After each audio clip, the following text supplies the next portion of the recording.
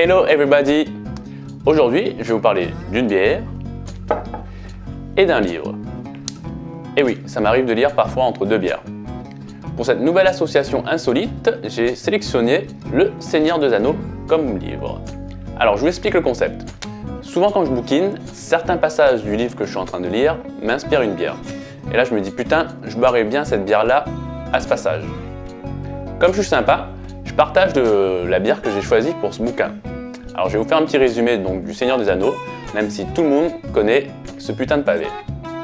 La saga a été écrite par Tolkien, elle a été popularisée au cinéma par Peter Jackson. Pour faire simple, c'est l'histoire d'un putain d'anneau qui fait chier tout le monde. Faut dire ce qui est. Cet anneau a été créé par un être maléfique dénommé Sauron. Soit dit au passage, le mec on le voit jamais dans le bouquin. Moi je pense que les elfes, les hobbits, les humains là et tout le patatras, ils sont foutus un peu la pression pour rien. Alors revenons à notre anneau. Celui qui le possède, il peut foutre le bordel parce qu'il renferme un pouvoir immense et maléfique comme je vous l'ai dit. Notre histoire commence lorsque Bilbon le Hobbit en fait retrouve cet anneau parce qu'il a été paumé en des temps immémoriaux. Et Bilbon, je vous raconte pas cette histoire là, qui s'appelle Le Hobbit. Je vous laisserai vous en occuper de soit feuilleter le bouquin ou regarder la trilogie.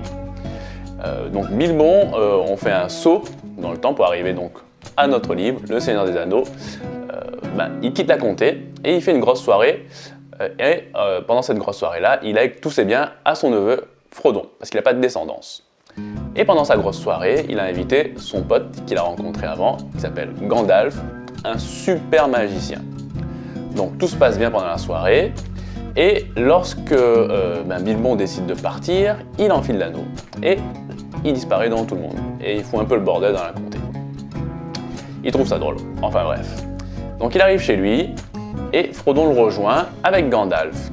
À ce moment-là, donc il lègue tous ses biens à Frodon, mais il y a un petit problème, il n'arrive pas à se séparer de l'anneau. Alors sous la contrainte de Gandalf, qui est quand même beaucoup plus grand que lui, il décide donc quand même de laisser l'anneau à Frodon. Gandalf, qui se pose quand même des questions par rapport à cet anneau-là, dit à Frodon qu'il va mener son enquête et qu'il revient plus tard. Après cette petite balade, Gandalf revient alerter Frodon que c'est bien ce qu'il pensait, que c'est l'anneau unique, qui renferme un pouvoir maléfique.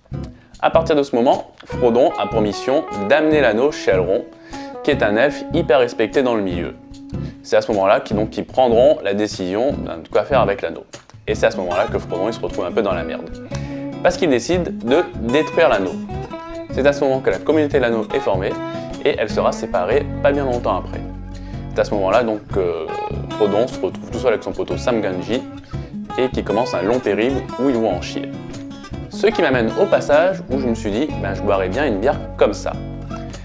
C'est au moment où Gollum, #Sméagol, ramène des lapins. Alors Sam, en bon pote, il veut faire plaisir à son maître Frodon, il commence un petit ragoût de lapin. Et c'est à ce moment-là que je me suis dit, pour agrémenter ce ragoût, je boirais bien une bière brune, un peu forte et épicée pour faire ressortir les aromates. La bière que j'ai choisie est une bière allemande de la brasserie Löwenbräu. Alors excusez-moi pour mon accent, mais j'ai choisi en LV2 espagnol. C'est pas pour autant que mon accent espagnol est meilleur que mon accent allemand. Enfin bref. Donc cette bière allemande est une Doppelbock. Qu'est-ce que Tout d'abord, le mot Bock signifie fort en allemand. Donc là on est sur une bière forte, un peu plus donc de 6,5 degrés. Le mot correspond à un style lorsqu'il est associé à un autre mot, donc ici Doppel qui veut dire double. On est en présence de la version forte des bières Bock. Pour la petite histoire, c'était la bière qui était autorisée pendant le carême pour nourrir les moines pendant le jeûne.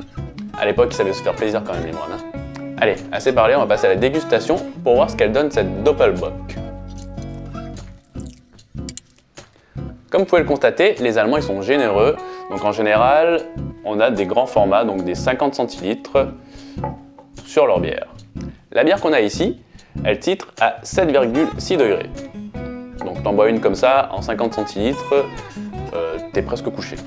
Alors au nez, elle a des notes donc, de caramel. On est sur le malt torréfié. Il y a aussi on sent bien la sucrosité donc, de la bière. Et en deuxième bouquet, on a les épices qui apparaissent. Donc on va voir ce que ça donne en bouche. En bouche, elle est douce avec une légère amertume qui se développe donc en longueur en bouche. C'est une amertume torréfiée, donc on sent bien le côté maltais avec le caramel qui se développe. C'est vraiment une bière qui est agréable à boire. Il y a aussi des notes boisées qui se développent. Il y a un côté fruité aussi qui se développe. Elle a un corps épais avec une légère carbonatation. Donc le tout est équilibré, sucré et maltais. Voilà, on arrive à la fin de cette vidéo, donc il ne vous reste plus qu'à faire un bon ragoût de lapin avec un Doppelbock de la brasserie Low & Gros et nous dire en commentaire ce que vous en avez pensé. Alors si c'est pas de cette brasserie-là, vous pouvez en acheter une autre et la tester. Je vous souhaite une bonne dégustation. Et n'oubliez pas, les bonnes choses se dégustent avec modération.